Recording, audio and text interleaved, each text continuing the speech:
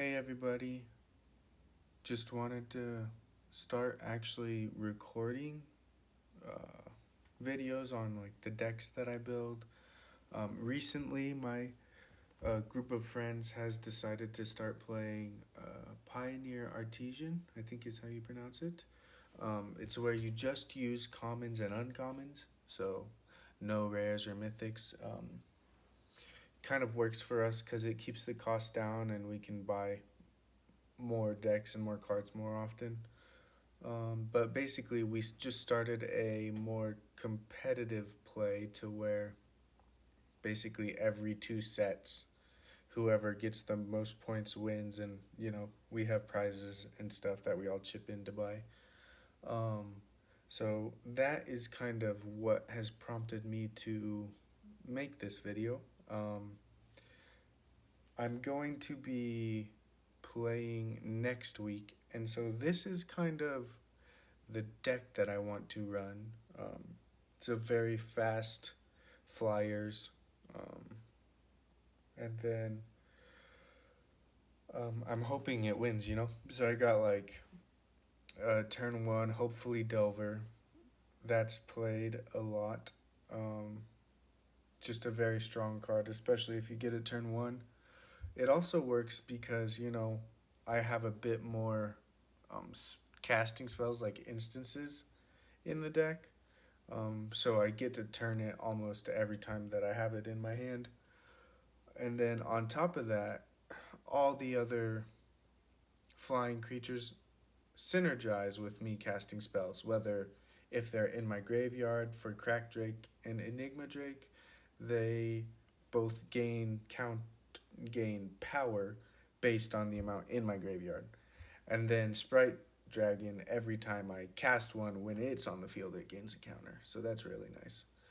The whole point is to make sure I can, limit their creature board state as much as possible. So that way I can, attack really fast and deal 10 damage pretty quick. Um, Another thing with my spells is I worked on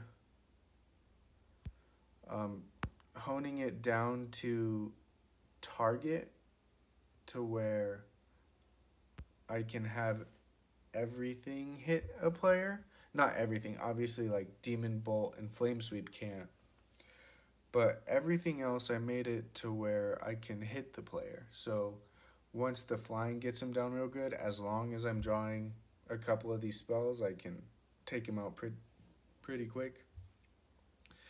You'll notice I only have 20 lands, and the reason for that is I have Spikefield Hazard, which you pay one and it deals one damage to any target. Which it's also a nice exile. So like if I don't need Lava Coil, let's see what else does it. Does Demon Bolt exile? No. So just Lava Coil. But if the Spikefield Hazard is able to exile what I need to from the first game, I would probably take out Lava Coil for either two more shocks or depending on the situation, like Into the Royal or negates, for the purpose of, optimizing the deck against whatever I'm playing. But basically, Spikefield Hazard can also be a land, a mountain specifically.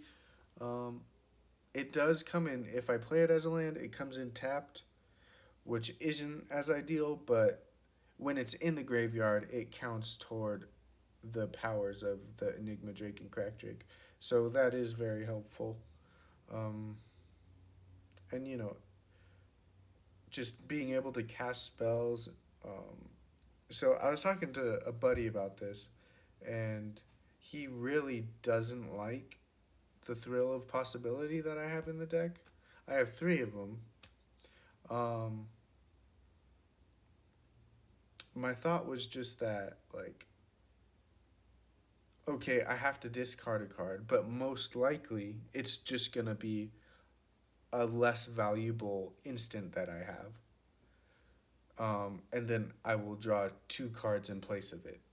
So, like, I always hate losing when I don't have card draw. So, if you guys have any other ideas that maybe this isn't good, or you can explain it to where other reasons why it's not good if you agree, um, I just think it works in the deck because even though